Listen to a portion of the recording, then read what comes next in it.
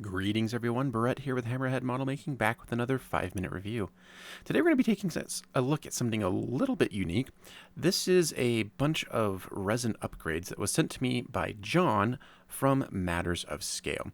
Most of these are engines, but there are some unique pieces in here. We're going to go ahead and take a look and see what 3D printing can do. So if you've watched the channel long enough, you'll know that I'm a big fan of radial engines and detailing radial engines. And let me just say off the bat, there is no way that I could ever even come close to matching the level of detail on these 3D prints. I mean, these are just absolutely staggering.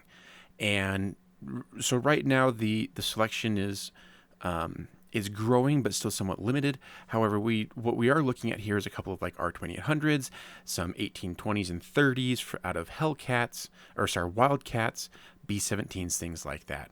And I just across the board, the level of detail is just mind blowing. I mean, I had seen some pictures on Instagram of the stuff that he was producing, and I guess I just didn't pay enough attention to the pictures because looking at them in person is just, I'm running out of words to describe how great they are.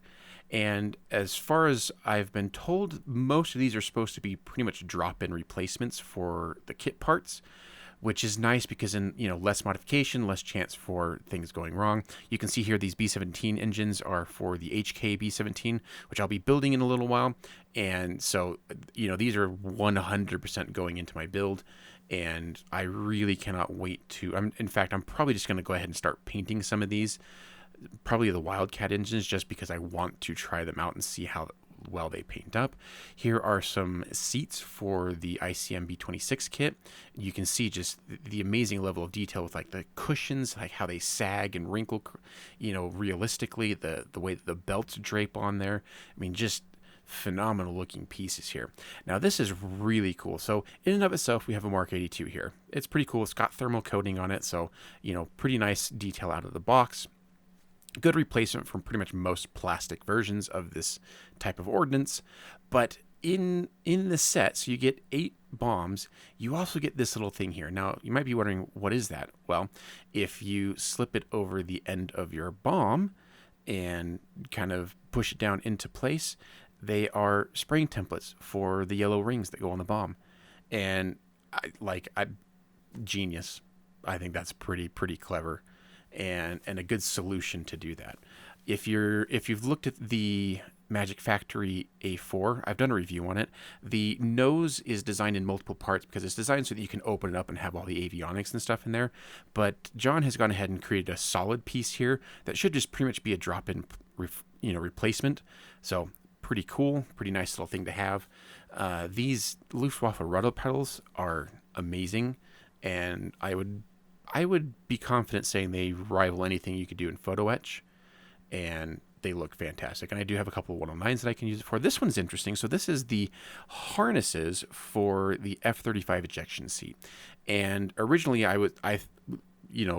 being all excited and reading all the things, I was like, oh, cool, F-35 ejection seat. That's what I read. And then I was like, wait, there's no ejection seat here. No, it's just the harnesses, but they look really great for the Tamiya kit. If you're a fan of the X1, he's modeled up both in 48 scale and 32nd scale, the full rocket motor setup for the X1, which is really cool because he's gone through the trouble of doing all of the internal piping and plumbing and guts and everything, and they look amazing. So I went ahead and removed, he sent 2 R2800s for the mini art kit, one for the basic kit, and this is for the advanced kit. So I went ahead and removed all the support so you could actually see just how detailed this engine is. And I mean, you've got all the spark wire leads, everything, all the piping, all the hoses, and just all of the little connecting bits in between that you don't usually see in plastic kits. And the fact that it's all printed in one piece is just, it looks amazing. Now, it might create challenges for painting, so definitely I'm going to have to try and paint one up and really see, like, okay, is this going to be easy? Is it going to be more trouble than it's worth? But initially, just from looking at the plastic, it all looks really great. So this is the R2800 for the advanced kit. And I figured I'd just kind of give you guys a couple of still pictures here of all the pieces just so that you can get a good idea. For the most part, I really couldn't see layer lines. There was a few areas where I could see some layer lines, but they were so minimal. I mean, you can even see like the GE symbol on those distributor caps on the engine. Like that's how the level of fidelity. And as someone that does my own 3D printing, like this is beyond what I have the capability of doing and producing with my printer. So this is some top-notch stuff. This is the FM2 Wildcat engine. Faithfully reproduced like the very unique cooling jackets on those engines. This is from the 1820s or 30s from the B-17. Again, you can see how the fidelity on the cooling fins and the way that the ignition leads, move throughout the engine just looks really natural.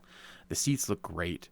The belts look great. The buckles look great. With here you can see a few of the little layer lines, but again, they're just, you can't see them like with the naked eye.